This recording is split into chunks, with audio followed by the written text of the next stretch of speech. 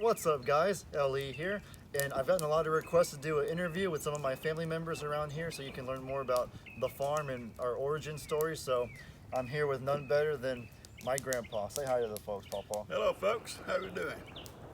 Now when I was a kid, first off my great-grandfather come here right at the end of the Civil War and bought this property that we all live on and passed it down to my grandmother. She passed it down to my dad passed it down to us, and I'll pass it on to you guys. It's been in the family that long, and like I say, only one time there was a flood before. That was in 1940. But you know, How many inches was that flood? I couldn't say. I've heard them say it, different numbers. I couldn't tell you for sure at all. You know, I'm sure it's. Do you think it was close to Hurricane Harvey?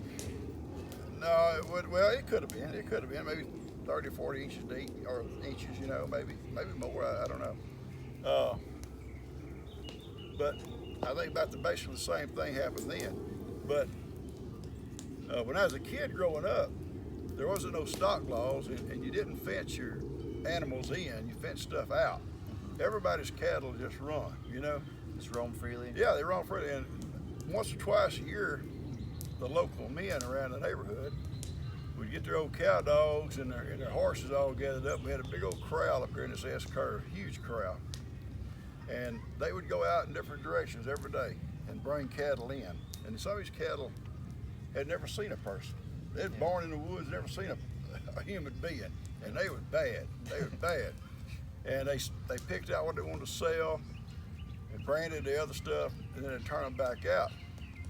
And it might be another year before they go after them again. But they'd go in different directions each day, north, south, east, and west, and bring cattle in. And bring them in for miles. Hundreds of cattle. But different people owned them, you know, and if the old cow had your brand, then naturally the calf that was with her was your calf. Yeah. So you'd brand your calf, or you'd sell him. You know, you load him up and sell him. But we fenced cattle out. And if you had a garden, you put net fence around to keep hogs out, because there's wild hogs everywhere. Yeah, that's what I was about to ask. Like, did you have any serious encounters with wild animals and stuff? Wild hogs would come in, if they got into your crops, if they tore down a fence or got in, dug under or whatever, they'd destroy 2 or 3 acres of corn almost in a night. Just tear it down, or your gardens or whatever. Yeah. But were they a serious threat to the animals, like for their safety and stuff, or just? no, the hogs would. I don't get bothered with that. They would probably eat anything they could find. You know, in the woods, a baby calf or a baby deer or something. The hogs would eat it. You know, if they could get it. Yeah. The hog, and they still will. There's still wild hogs here, but not like it was. They used to travel in big herds of hogs. Yeah, my dad and I saw like a group of 5 the other day, and a lot of people were asking like, are the hogs dangerous to our animals and stuff like that? They can be. They can be to a baby. You know, or a wounded animal, something. You like get a cow, something gets hurt, broke a leg or something, couldn't get up. Yeah, hogs can kill it. Yeah, our littles are enclosed really well over there. They were only on the outside, so the only animals that were even within the vicinity were the horses and the donkeys and cows, which are obviously really healthy and stuff. Yeah. So. Yeah, hogs are not going to be, you know, dangerous to eat goats like this here. You know, the cows in the back. It's very healthy and they're well and they're getting around. The hogs ain't going to chase one down and try to eat him, but if they find a wounded one or something like that, or a wounded deer or baby deer or something like that, they're going to eat it. They'll eat it. Yeah. They're bad. But that's the way it was back then, and everybody owned. Actually, you might say they owned these hogs. They had what they called a mark. They'd cut. Everybody had their own mark. They'd catch these hogs and they'd cut a notch in their ear, 2 notches on top or bottom, left or right ear, and that would be their mark. And everybody knew their own marks. And they had these big trap pens in the woods. Yeah. If they wanted to catch some hogs and take them to the sale or the butcher, they'd go out and put corn in those trap pens, and when those hogs come in, they'd trap them. They'd go out and find one with their mark. They wanted to butcher him or sell him. They got him, you know. Yeah. And I'm sure if there was some unmarked, they probably got marked. Still. Probably. Hey, Yeah. baby. What did you guys do for fun, like back then? Well, we didn't have the games naturally you guys have, you know. No, baby. We didn't have games that you guys had. So all our toys and stuff was basically almost homemade, or we played outside. We didn't have four-wheelers and all that kind of stuff. We walked or we run these feet everywhere we went, you know. I know We had bicycles. I know you were a Steelers fan back in the day with Terry Bradshaw and, the steel curtain and stuff. Oh, yeah, the best ever. I don't know about that now, but but do you think you guys played mostly sports or just like other games like with sticks and stones, like, you know, wilderness type games? We played in the woods. We played hide and seek. We played what they call bully gator in the river, where somebody, you know, like tag, I guess you call it. But there's a person in the water. He can't get out of the water, and you can't get out. If you do, there's a base, you know, and it's just a constant chase. Yeah. And when you catch somebody, then they got to be on your side, catch everybody else. No, sweet girl. No, no. Uh-oh. Uh-uh. Oh, watch out. That goat keeps Goat wants to do the filming. Goat. The goat wants to do it. And, yeah. So you're good at it. And we played games like that. And little kids, they played outside too. You know, we had build little forts in the woods and stuff like that. Yeah. Climb trees and this stuff. Everything was outdoorsy. You know, it wasn't really any indoor stuff, you know. Mm-hmm. I remember when the first TVs, no. I gotta get that goat to come. You better. I remember when we got our first TV, and there's three channels I think on TV, and they all went off at 10 o'clock at night. What year was that? Oh, I couldn't tell you. Do you know what decade? In the it was? 50s, I'm sure. 50s. In the 50s.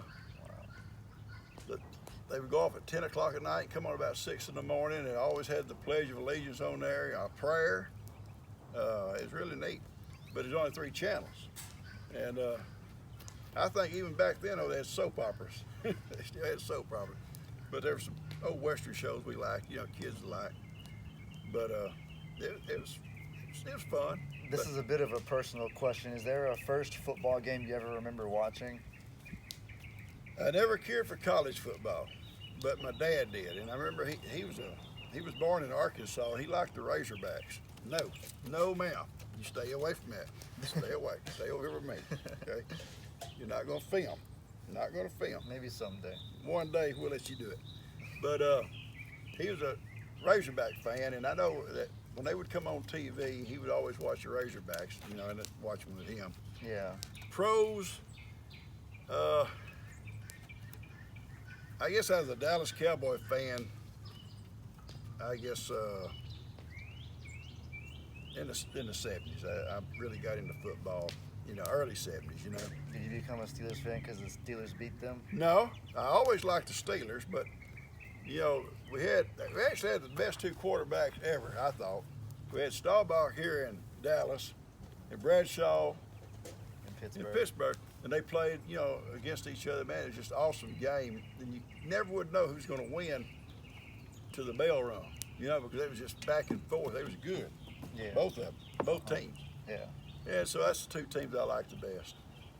Yeah, they played against each other in multiple Super Bowls that decade. Yeah. Yeah.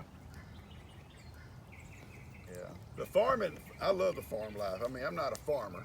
I've taught school and worked for the sheriff's department and other jobs too, a light company, you know, drive a school bus. But my part-time, fun time is messing with the animals, you know. Yeah. Goats, cows, horses, there she goes again.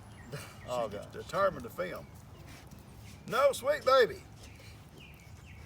Hey. Hey, come over here. Come Come on on over here. Look here. You want some tea? You got tea? You better go get it. Do you have a favorite specific animal growing up? Like one pet that you just developed a connection with Well, tighter than any other You animal? always have your favorite dog. Like Heidi's my favorite dog now, but we always grew up with a little favorite dog. You know, we had one that we called her Tiny, and she'd never let my mom spank us. Was she actually tiny? Yeah, she's a little dog. Okay. And Some people name their dogs ironically, like they name them Tiny and it's huge. no, Or they name him like Zeus and it was he's a little dog. this big. It was a little dog, but if mom was going to spank us for something, we'd make sure Tiny was with us, because she wouldn't let nobody touch us. And mom didn't spank me that much anyway, but we always run to Tiny. But she was my favorite, I guess, growing up. But we always had favorite animals. We had goats, we had cows, Yeah. we had horses, you know. Same things we have today, Mostly. mostly. I don't yeah. know about alpacas yet. No, we didn't have no alpacas. Yeah. And we had some hogs, the domestic hogs. You know, we kept in pens and we fed out and stuff. But for show, we got into 4-H and FFA both. growing up, and so we always had a project, you know. But it was a very good life. Do you have a favorite sanctuary animal over there? The fan favorites for our viewers are by far Ringo, the billy goat, and then Annie, the alpaca. They're the two Ringo's favorites. not my fan. I'm not a fan of Ringo. No. But I do. I like old Imogene. Imogene? You know, she was, she was the beginning, you know. That's exactly what I say. You literally stole the words out of my mouth. I couldn't have said it better. I always say that Imogene's my favorite because she's the OG, the original, and Because nobody expected anything to survive, you know. Yeah, she's the reason that we have everything that we have here. Exactly. She's the one who got it all started. I guess of all of them over Imogene, she's my favorite. She's the OG, or technically OD, original donkey. That's what somebody said. Yeah. No, but anyway, it's been a good life, bud. Yeah. Been a good one. Well, thank you for all that you do for us, and I'm glad you allow us to be a part of it. We really I'm appreciate glad it. you're part of my life, bud. We really appreciate it. All right, guys, I hope y'all enjoyed the interview. Thank y'all for watching. Let's give a round of applause for Pawpaw right here. And with that said, I hope you have a great day. And as I always say, your boy Ellie out.